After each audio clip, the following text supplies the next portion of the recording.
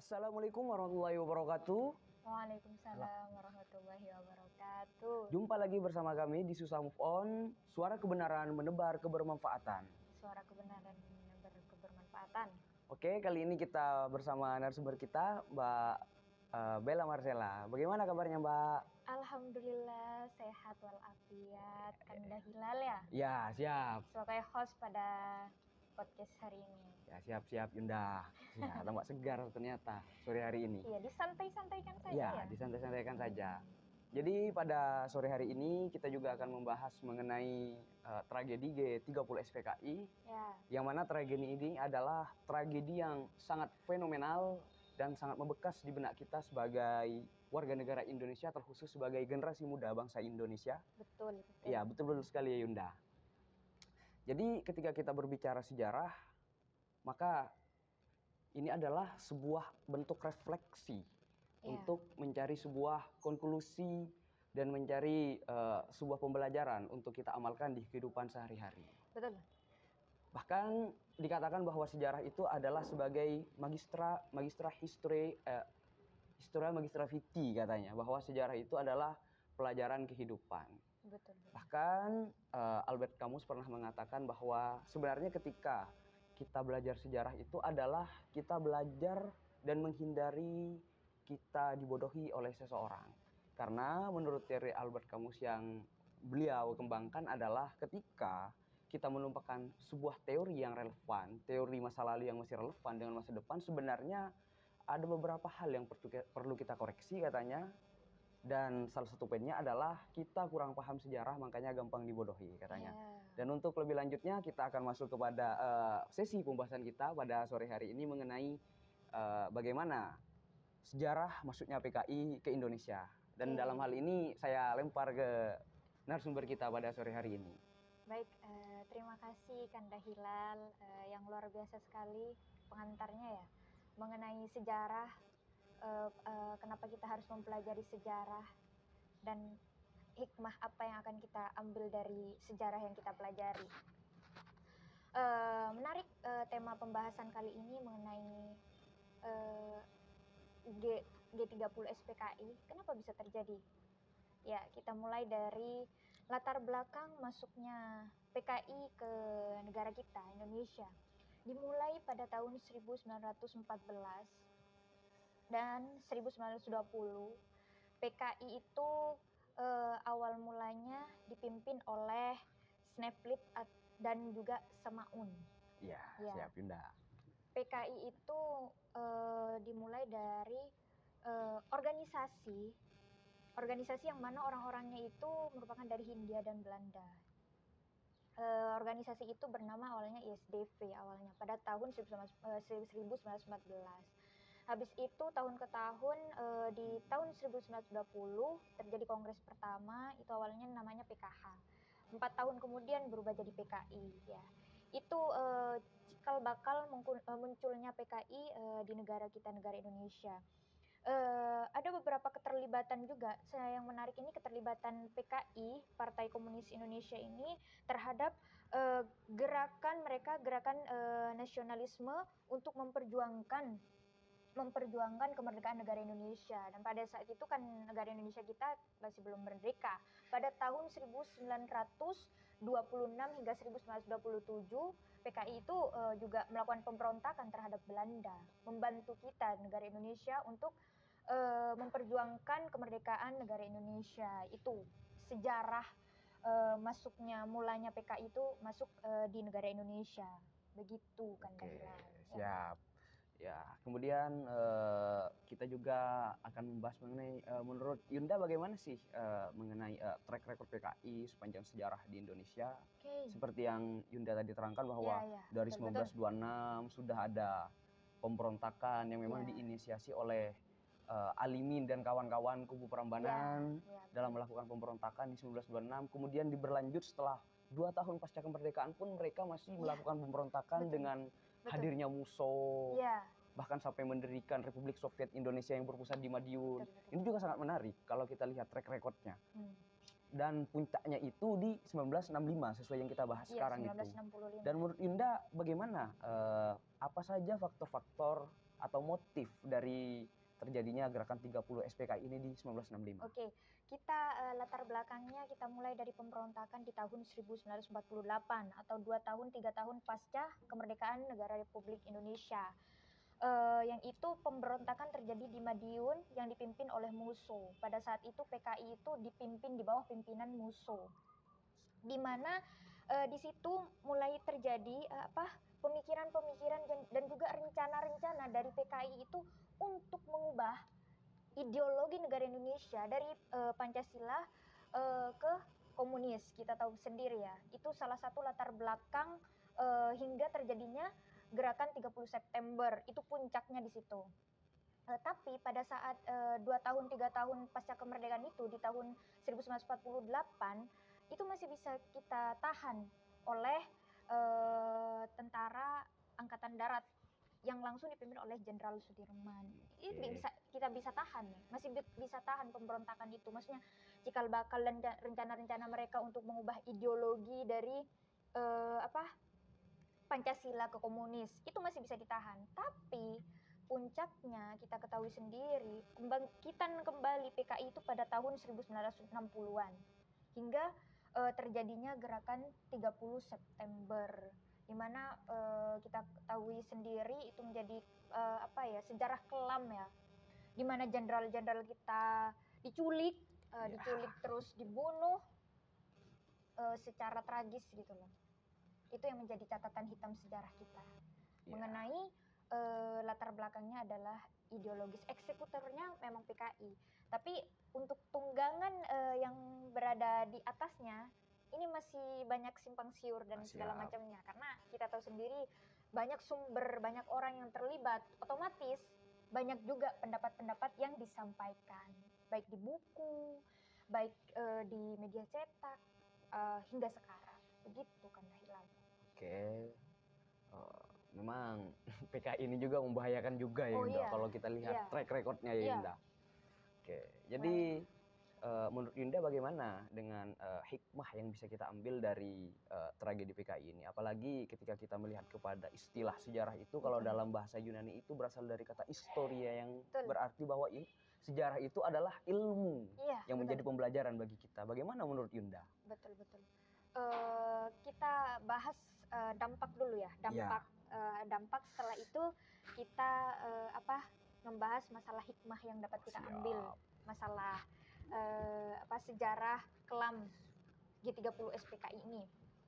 Dimulai dari dampaknya, otomatis dampak adanya G30 SPKI, pembubaran massal. Pembubaran massal yang itu terjadi pada masanya Soeharto. Di mana Soeharto memerintahkan bahwa siapapun mereka yang terlibat sebagai anggota maupun partisipan Partai Komunis Indonesia dibubarkan, dihempaskan atau bahkan dibunuh. Itu katanya Presiden Soeharto. Karena berarti memang begitu kelam sejak terjadinya G30 SPKI sampai ada perintah seperti itu, hingga PKI hingga hari ini pun makanya PKI itu dilarang di negara Indonesia gitu. Setelah itu kita membahas tentang hikmah yang dapat kita ambil ya, dari sejarah kelam, sejarah gerakan 30 September ini. Relevansinya untuk anak muda berarti ideologi itu memang harus kita pegang teguh, Pancasila ya. Sebagai anak muda kita harus peka, kita harus belajar sebagai generasi yang akan meneruskan bangsa Indonesia. Karena kalau kita sebagai generasi itu dibodoh-bodohi, otomatis kita bisa ditunggangi. Ya Yunda. Betul kan? Ya betul. Jadi kita tidak ada pendirian sebagai negara yang sudah kita perjuangkan habis-habisan sampai titik darah penghabisan, semua banyak yang kita korbankan untuk mencapai negara Republik Indonesia merdeka di tahun 1945 dengan sejarah-sejarahnya. Masa kita, apalagi ya kita sebagai kader HMI. Ya Yunda. Kader HMI ini memiliki peran yang sangat luar biasa sekali ya. Kita bahas juga peran kader HMI pada saat itu ya. Sehingga muncul gerakan, saya lupa namanya, gerakan anti komunis kalau tidak salah ya. Itu merupakan salah satu peran dari peran kader-kader HMI untuk membantu pembebasan massal anggota dan juga partisipan Partai Komunis Indonesia itu. Ya Yunda. Hingga sekarang kader-kader HMI tentunya menjadi salah satu kader yang dipertimbangkan ya. Diperhitungkan ya. Diperhitungkan pastinya. Karena kita selalu belajar sejarah. Ini salah satunya manfaat kita untuk belajar sejarah agar kesalahan yang terjadi di masa lalu kita tidak ulangkan di masa depan. Siap. Jangan menjadi jangan menjadi pemuda-pemuda yang mengulang lagi kesalahan itu. Berarti mau terjerumus di lubang yang kedua kalinya. Jangan ya, teman-teman ya. Apalagi Kanda Yunda Dinda ini yang berada di seluruh Indonesia. Gitu ya. Itu. Iya, asik. Jadi begini Yunda. Ya. Ketika kita berbicara tentang historical PKI di Indonesia, betul, nyatanya gesekan PKI, khususnya memang PKI itu mengganyang organisasi Islam, karena memang PKI cenderung kalau kita lihat secara gerakannya dan pemikirannya itu anti terhadap agama, karena dalam doktrin mereka itu agama itu adalah sebuah candu yang memabukkan masyarakat. Nah, kurang lebih seperti itu Yunda. Nah, maka yang ingin saya tanyakan juga kepada Yunda, bagaimana dengan peran kita sebagai kader HMI misalnya. Karena memang kalau kita baca buku-buku sejarah, kalau berbicara sudah tentang pemberontakan PKI dari sejak 1948, ini HMI juga sudah terlibat dalam pembabatan, dalam penghilangan gerakan PKI ini ketika ingin menggantikan ideologi Pancasila. Betul. Jadi HMI atau kader-kader HMI itu sangat kita perhitungkan juga track recordnya di masa lalu ya Mbak. Ya, bahkan jelas. Ya jelas. Bahkan kan ada yang berpendapat bahwa gerakan 1965 atau gerakan 30 September tahun 1965 itu sebenarnya adalah bentuk respon dari adanya dendam kesumat dari PKI terhadap ormas-ormas Islam, terkhusus HMI yang terlibat secara langsung dalam penumpasan dari PKI ini. Karena memang dari 1960 Mas Yumi sudah dibubarkan oleh Presiden Soekarno. Bahkan ini diisukan bahwa ini juga ulah-ulah PKI. Bahkan setelah 1960 Mas Yumi dibubarkan, Mas Yumi yang notabene adalah partai Islam ketika itu dan dipandang sebagai induknya ormas-ormas Islam di Indonesia.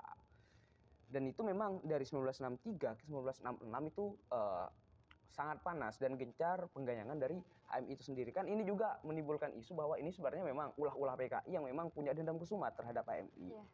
Karena di 1948 itu PB Himpunan Mahasiswa Islam itu membentuk yang namanya CM kan, Korps Mahasiswa dalam misi untuk memberantas PKI itu sendiri ya Mbak, yang diketahui oleh Tirto Sidiro. Jadi bagaimana pandangan Mbak mengenai labeling bahwa kader HMI itu adalah kader yang harus diperhitungkan dalam perjuangan melawan PKI? Apakah itu masih relevan bagi Mbak? Oh, jelas ya. Kalau kita berbicara mengenai kader HMI itu hingga saat ini bahkan HMI menjadi organisasi mahasiswa Islam yang tertua di Indonesia dengan melahirkan kader-kader yang duduk di pemerintahan sekarang, itu artinya tandanya bahwa kita itu terlibat selain terlibat dalam pelaku, tapi kita juga memiliki peran sehingga kita memahami apa yang terjadi di masa lalu. Kita harus duduk di masa sekarang untuk memperbaiki tatanan politik, sosial, ekonomi segala macam yang terjadi di masa lalu, tapi harus diperbaiki di masa depan.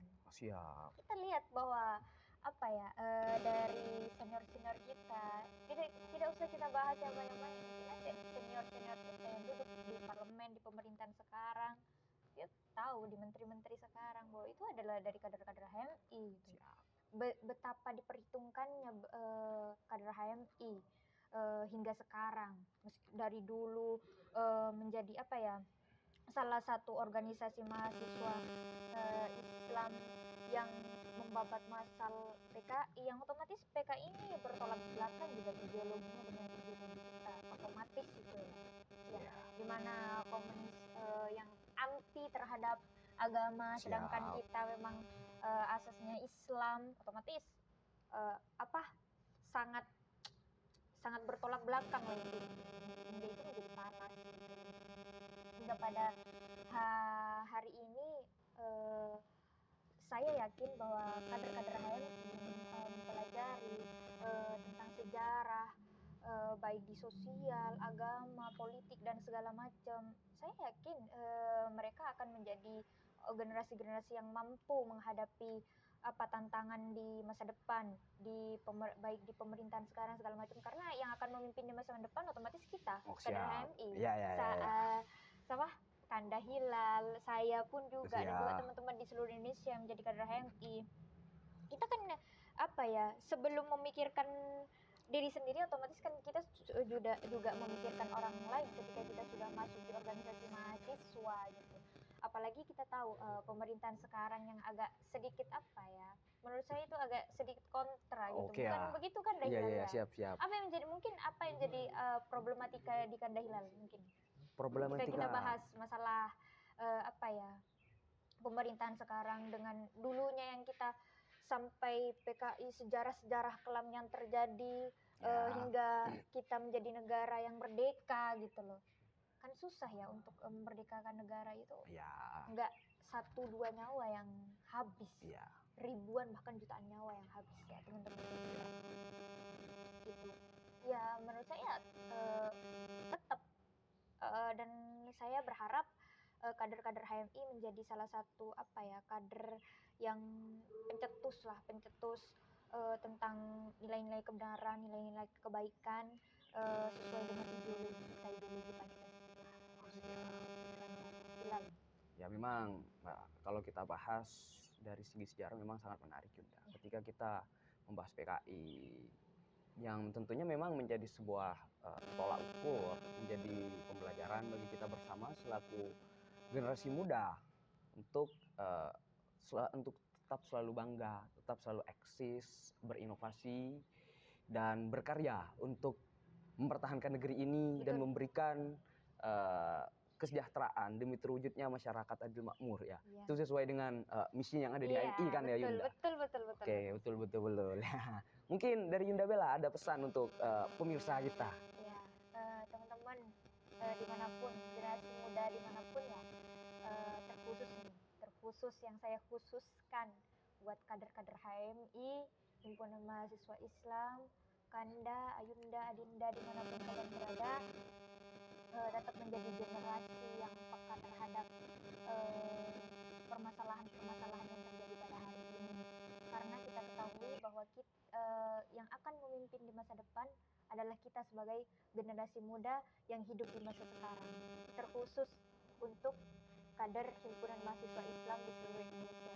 Saya tunggu kontribusi implementasi yang kita sudah ajarkan, kita sudah belajar di dunia himpunan mahasiswa Islam ya, sebagai generasi yang selalu memperjuangkan hak-hak, kebenaran dan juga keadilan. Siap. Terima kasih Yunda. Oke. Sangat menarik ya bincang-bincang kita pada sore hari ini ya Yunda. Oke. Mungkin kita akhiri saja ya podcast kita pada sore hari ini. Pesan saya buat teman-teman pemuda yang ada di Indonesia bahwa kayulah perahumu dengan tanganmu sendiri dan jangan pernah terpikir dan berharap bahwa kamu itu akan diselamatkan oleh badai keberuntungan dan ombak perubahan.